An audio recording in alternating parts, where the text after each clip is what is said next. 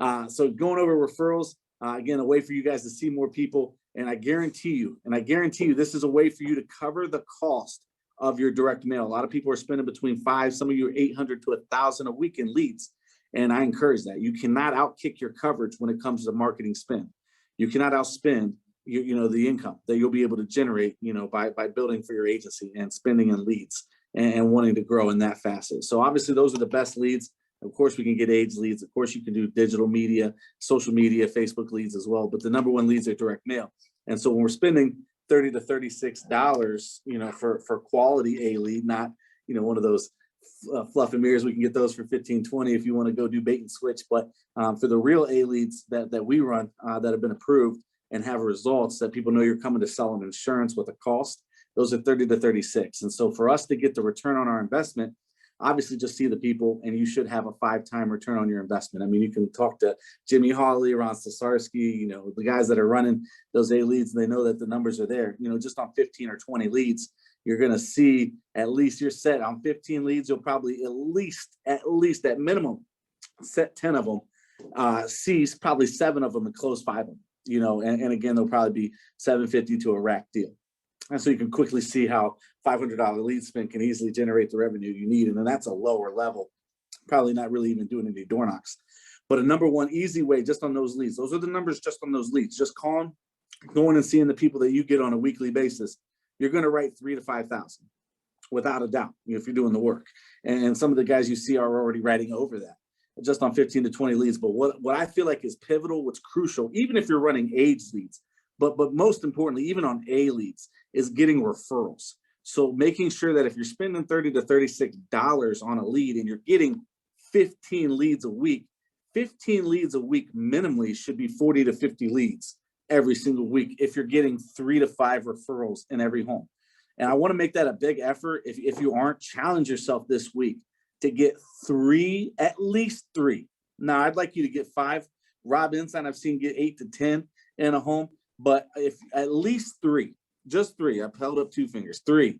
If you can get at least 3 additional leads in every home, and even if it's an aged lead, you're helping somebody get more affordable coverage. You're doing a free policy review. You're putting them in a better spot. Likely you're saving them money and getting them more coverage. So there should be no reason we can't get 3 leads for every person we see in a week.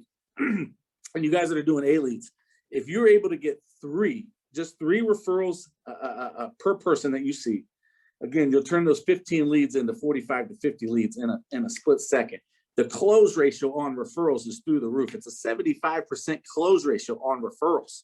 So on our leads, again, our leads, the direct mail leads, you're going to have, our ratio, because we have the talent that we do. Most of the guys are running a 70 to 80% close ratio. I mean, that's just because we got talent. Now, industry standard is 50%. And that's 50% on the people you see. So our attrition, if you look at how many people you see for leads that come in, 30 to 40% should close in direct mail. We're probably seeing over 50% when you look at, our system and the people that we have running it. But the point of it that I was trying to get to is that the refs close at a higher ratio, even though we have a high close ratio. Again, Mildred is waiting for you to come. You just helped her aunt save money or get more coverage. So this should be something where you're just running around picking up checks. And so, again, I just want I want to challenge you. I want to encourage you at the same time to really focus this week on refs. And that's one of the things that I even challenge myself. Like, I know we come here and like, oh, you're the leader, the guy that, set up some of these pitches and make sure we're all doing the right things. I struggle with refs too. I sell the people I see. And so for me, it's like, I'm just excited to get the sale like anybody else. We're wrapping up. I got another person I got to see because my schedule's pretty full. So I'm looking to get out the door. But the reality of it is we need to slow down, especially on a sale. On a sale, I mean, you need to milk that for 5 to 10 people and know that is more valuable than than being 20 minutes late to your next sit. It's more valuable than having to reschedule your next sit. In fact, I would say if you get a ref and you roll it, and I'm going to get into what rolling a ref is, you go right now. You reschedule. They're home and they're ready for you. You go see them. Now, of course, you can set it out and look at your schedule and make it make sense for their schedule. But if they're like, come on over, then I'm coming over. And then my schedule's getting moved back. I'm going to communicate with my people. I'm going to move them back. You are going to constantly communicate. But that's what I would be doing. and I can't stress enough how important this is, especially as we go to grow. Because I was talking to Sean Fobbs, just last night, and if you think about it, if we're able to get 3 refs, in each house that we get to, if you're able to get an extra 40 to 50 people in a week for free, it didn't cost you $1. Think about that. Even if you can sit with 10 of them and close 5, even if you sat with 2 of them and close 1, I mean, the reality is, if you can get 1 extra deal, that's probably going to cover your lead cost. The $500 to $700 that you're spending a week, the $800 a week. Some of you guys are wondering, like, how can I get on direct mail? How can I get my money right to get on direct mail? This is it. Get a ref. 1 ref a week can cover your lead cost. And write that down. I want that to be important to you, because I promise you, one extra lead, 1 extra ref closed in a week should cover your lead cost. And that should help you, again, just to do more. So let's make that a focus. So how do we get refs? Okay, so kind of backing it up, pulled the room, got with some of the leaders, and again, some of the guys that are just killing it, and are like, hey, guys, what are you doing? What are you doing to get refs? And again, I'll be honest, because I preached to me, through me sometimes. Again, I struggle at getting refs. I close a lot of the people I see. And so, I'm asking them, like, what are you guys doing? And we all know how to do it. I think a lot of us, especially the ones that have been well-trained, have been in the insurance a while, we all know how to do it. It's, are we executing? Are we putting in the effort that we should be putting in? And I challenge myself to do this too, because it's very easy to see 4 people a day and write 2 racks a day. So why not see 5 or 6? You know what I mean? And doing so through refs. And so that's my challenge on myself this week as well with the guys that I'm training, is that we are going to roll a ref in every home. And if I don't, I'm going to at least try. And so I'm going to get over how to roll refs and what to do, because rolling a ref is getting the client to actually call the ref in the home. And so what we really want to do in every home is, if they can just make 1 or 2 phone calls for us, those individuals, the refs, are likely going to answer their phone as opposed to me calling them later. 9 times out of 10, they're going to answer their aunt's call, their sister's call. And again, I'll tell you, maybe 1 time out of 10, they're going to answer my call with a 419 area code, likely working out of my area. So it's important when you get the refs to have them call their top 1 or 2 or 3 people and say, hey, Mildred, go ahead while I'm finishing up your application here, or while I'm putting the filing touches on, on your summary sheet, or whatever it is that I got, working on here. Go ahead and give those top 2 or 3 people a call. And let them know your insurance guys here is wrapping up a few things. Introduce me, and I'll kind of take it from there. Again, just keep it simple, but hopefully, just let them introduce you, and you'll take it from there. That's a rolled ref. That's them calling for you. You getting on the phone, explaining that you're the agent that was just out there doing the review, helping their mom, their aunt, their uncle, whoever, get their policy in the right order, make sure they understand their coverage, how it all works, save them some money if it's an age lead, or you're the individuals out there for the first time explaining how to set up a burial program to make sure that those needs are addressed. She thought of you, as somebody that may also benefit from this program. Again, being that it's a subsidized program, it's a lot cheaper than what you can find through the mail or through the radio. You may even be overpaying on insurance now, so I'll come see you, kind of do a review and go over, kind of what your aunt set up. We'll give you some options as well. And so again, those should be very simple conversations to get them on the phone to roll that ref. But where do these refs come from? Before I get into how to roll them, kind of got a little ahead of myself. The refs. So that there's 5 top ways. Again, pulling the leaders. There's 5 really key ways to get refs. You may want to write these down. Some of you may already know this, and it may be redundant for you, but let's just make it a focus this week. So the number 1 way from pulling everybody, the absolute number 1 way to get referrals is the beneficiaries, right? So every single policy, you're going to write is going to have beneficiaries. Now, most of the time, the beneficiary is the husband or wife in the home. So that's why I'm big on getting the contingent beneficiaries. And it's usually good that they're over 18 and somewhat close. They don't have to be, hopefully in the state. If not, we can still work them just, over the phone, pick up the license in that state. But the point is, the number one referrals are your beneficiaries. So at the end of every single appointment, whether it's a close or not a close, you should be asking for referrals for individuals that you can see that are similar to you. You guys were, one of the things that Mike Lynn had sent me too, and I really like this, kind of just the context of like the verbiage for like in the home. Like, you guys were really great people. I'm going to kind of pull it up, make sure I kind of say it the way he had it. The area has been a little tough, or the area has been great. You can say it either way. The area has been tough, where the area has been awesome. Everybody in your area has been so kind. They're so awesome. And frankly, kind of explain like how nice these people are. Like, I wish everybody was as young and as healthy as you are, as happy and as healthy as you are, or even just like you. As great as you guys were fun, awesome couple. Really enjoyed my time here today. Was able to give you the coverage that you needed. And I was hopeful to find others that are like you, that I can move to the top of the list or that are similar, and kind of explain selfishly, I want to see your friends and family again, because you guys are good people. So I typically, birds of a feather flock together. So I know you guys probably hang around other individuals that are similar to you, awesome and easy to get along with, and would find value in this program. So again, don't want to go too long into it, but I would love to actually go see those people like I did for you, hopefully put them in a good spot. So go ahead, and what's the top person that comes to mind? Your family, friend, relative, things like that. But again, just kind of that context to explain, like, you guys are great. Love seeing you guys. If I could see everybody like you, my job would be a lot easier. Okay, so who would be the number one person that you would think of, or who would be you said you had an aunt or a relative that lived, a couple doors down, you babysat for. Okay, well, what's their name, in terms of just asking for the refs. But the biggest key is at the end, simply ask. So, would it be okay to contact these individuals? Or, there's this program that obviously you found value in.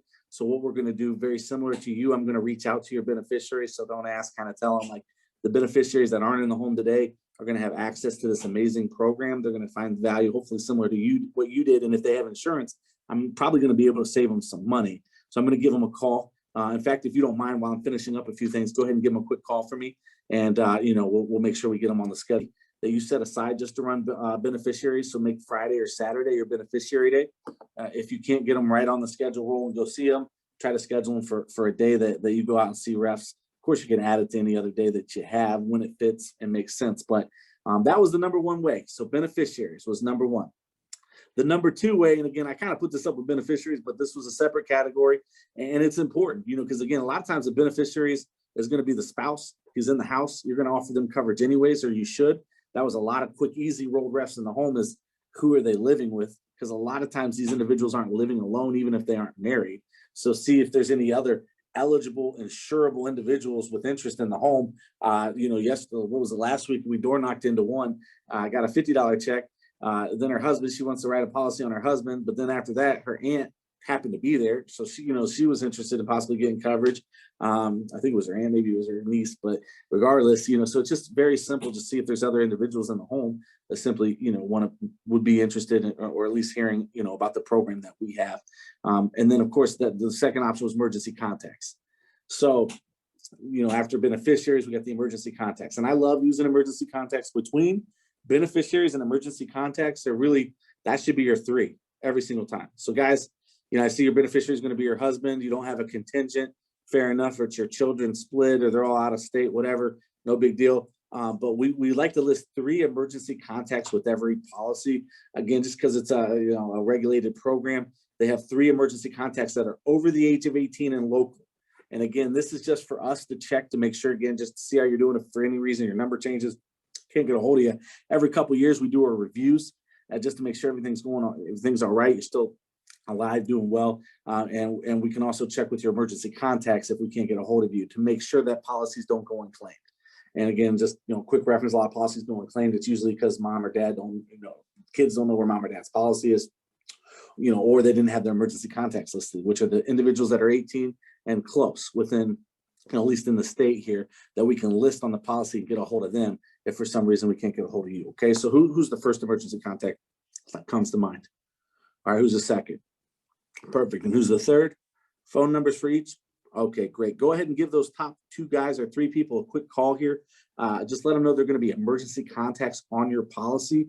And again, I'll wait for while you introduce me. I'll kind of explain a few things to them as well about the program and stuff like that once you get them on the phone. So back to being busy, kind of look down. Again, I can't stress the fact that just look busy, go back to your work, say what you need to say, go ahead and give that first person a call, and then get back to work.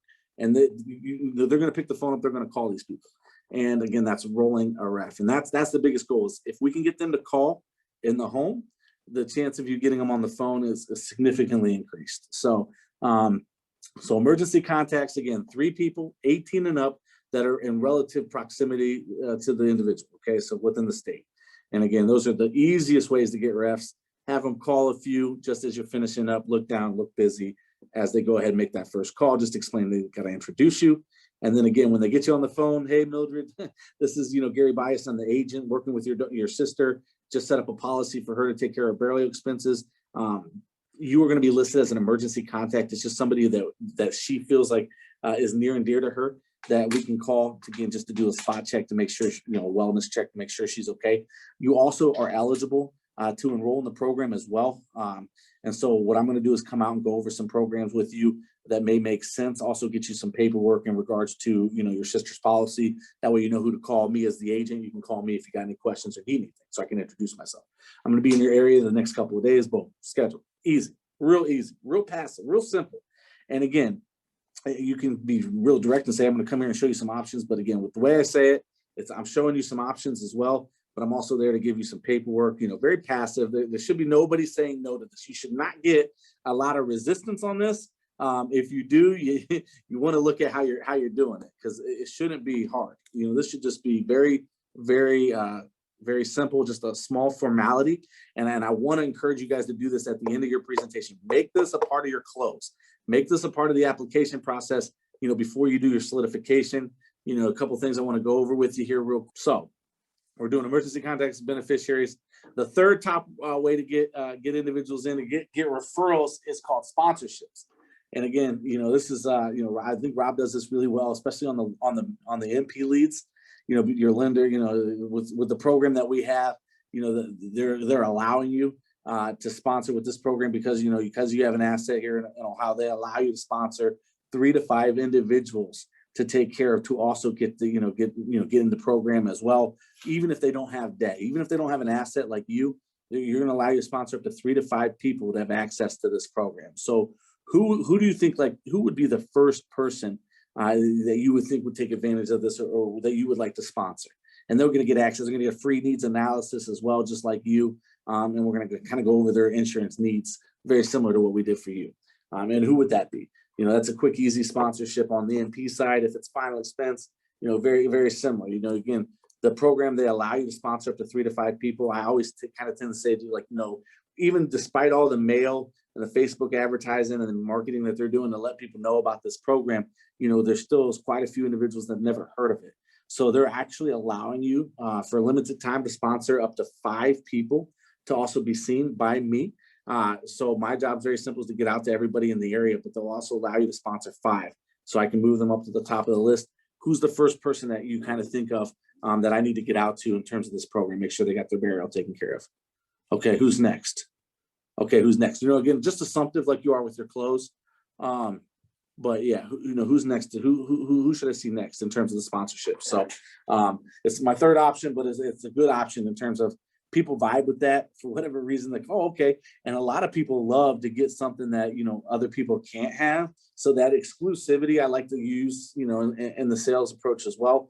And again, it can work for refs. So Mildred, your aunt sponsored you to have access to this program. You're very fortunate. You, for some reason, either didn't fill out the form or didn't see it or know about it, but you're going to get access to a subsidized program that's significantly cheaper or significantly less cost than what you're going to see, on the radio, mail, on the open market. Okay. And that's why almost everybody enrolls if they can, if they can qualify. So it's really, your aunt must have really thought highly of you, for sponsoring you, getting you access to this program, or at least letting you look at it. Because again, this isn't for everyone. This is only for individuals that have filled out the form. But you're getting access to it. So people love that exclusivity. They love to be in a special group or getting access to something that, they feel like is of value, but also at the same time, something that other people may not be able to get. And so great way to go is about the sponsorship. So love using sponsorships. They work pretty well. Fourth way, these last 2 ways, these are great. I don't use these a lot, but they definitely work. And you can use them all, and guess how many refs you'll get. And we may even run a contest here to see down the line who can get the most referrals, if there's a good way that we can track it. But the fourth way, I guess, is called a gift card. Okay, so be reminded that you cannot rebate. You cannot go over $25. A compensation for anything related to insurance, or technically is considered rebating. However, you can give them a $25 gift card if they give you, say, 5 referrals. So if you give me 5 people out of your phone that I can go see or possibly talk to about insurance, here's a $25 gift card. No questions asked. Here you go. Gift card to wherever you want to go. Or you could do a gift card, say, if you give me 5 names for, and if one of those people enrolls, if at least one person enrolls, I'm going to give you a $25 gift card. Can't do gift card for enrollment. That would be, especially if they bought a policy, that'd be that's a gray area, honestly. I'll just say avoid it if it's gray. So just keep it under 25. But hey, you get one person to enroll out of the 5 names you gave me. Guess what? You're going to get $25 sent to you for helping out. And again, these people are needing the program anyways. This is a program that they would probably, line up to get access to just like you did anyways. But guess what? For helping me see more people in this area, get more people into the program, make them more aware of it, they're going to give you a $25 gift card if one of them enrolls. So who's the first person? Give me 5. Boom. Actually, do me a favor, quick favor. Could you call the top 2 while I'm wrapping up? Not going to have you call all 5, but I got a couple things here I got to finish up. The first one, go ahead and give them a quick call and just introduce me. I'll kind of take it from there. And then boom, look down, look busy. Have them call the second one. And again, the gift card approach works really well. I've used it a few times. Man, sometimes people be less likely to give you some emergency contacts, but you tell them, you give me 3 to 5 people, and if one of them enroll them in the $25 gift card, all of a sudden they open their phone up. And again, if you had to give them the gift card just to get the 5 names, some people say that's worth it, or make it 20. Hey, give me the 20 people out of your name, starting with the A's, and here's a $25 gift card. And again, ROI, it's inexpensive. It's not free, but it's an inexpensive way to get names. But again, I promise you, any one of the top 3 would probably work before, as well as this. So don't feel like you have to go out and get a bunch of gift cards to give to people, but know that it works, and it works really well. The 5th way, so after the gift cards, the 5th way that we have as a proven way to get referrals is a lottery giveaway. Okay, so again, careful with rebating. However, under $25 is okay. So what you can do, and this works really well too, and this might even be cheaper than the above mentioned, because you could buy a bunch of dollar scratch-offs and explain to them that they get a $1 scratch-off for every name they give. Cost you $1 to get a name. First 5 names, here's 5 scratch-offs. 5 chances to win $5,000 or $10,000 or whatever the dollar scratch-off says at the front that gets you excited, gets them excited. But explain that we're doing this contest here, at work. We're really trying to get these refs in or referrals or get people in. It's a contest that I'm in. And so basically they're going to give you a scratch off, a chance to win $5,000 or $10,000 for each name that you give me. I'm going to give you this card. So if you give me 5, I'll give you 1, whatever you want to set up as your thing. But this works very well as well. People love scratch offs. So, and again, I have used this in the past and has worked tremendously well. Have a bunch of scratch offs and come in and say, hey, look, for 10 names, here's a $1 scratch off, a chance to win whatever it is, $2,000, $5,000, something like that. And the win, they'll be so happy. If they don't win, who cares, right? They got some coverage in place. And this works great on people that didn't buy.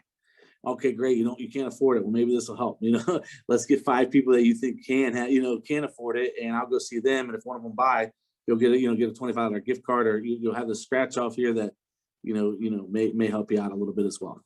So those are the 5 ways that we've come up with to get refs. Again, those are fire. Every one of those ways will get you refs.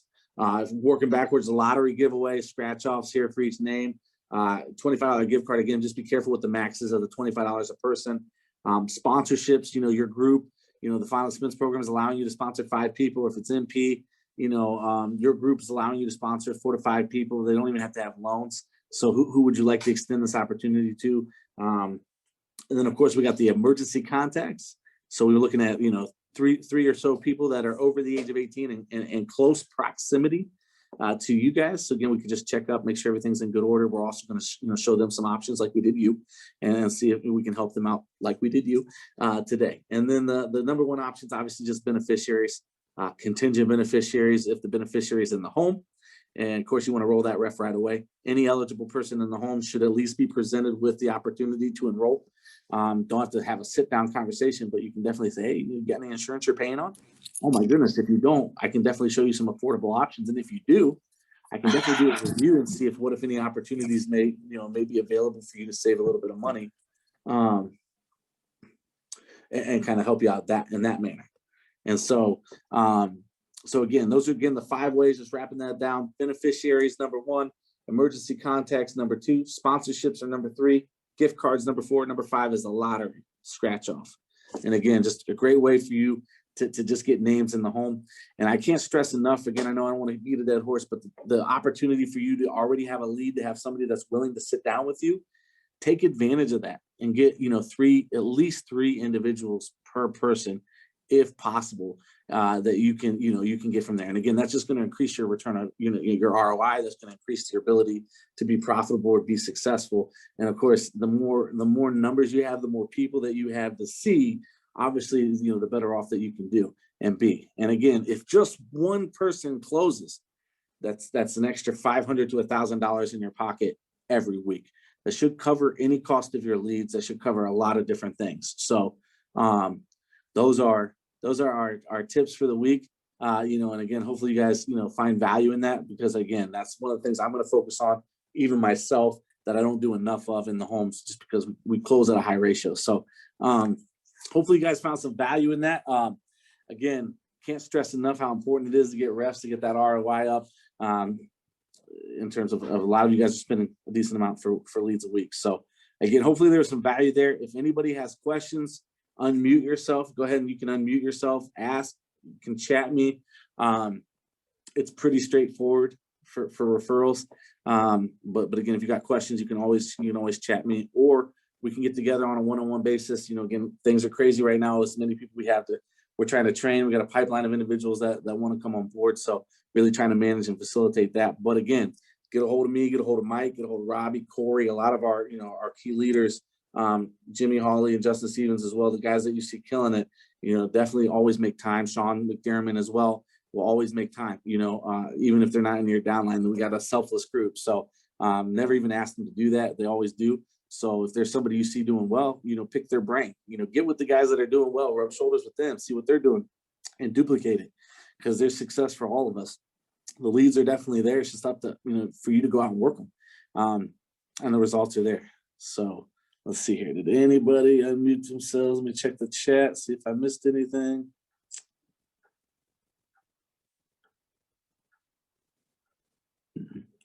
All righty, y'all.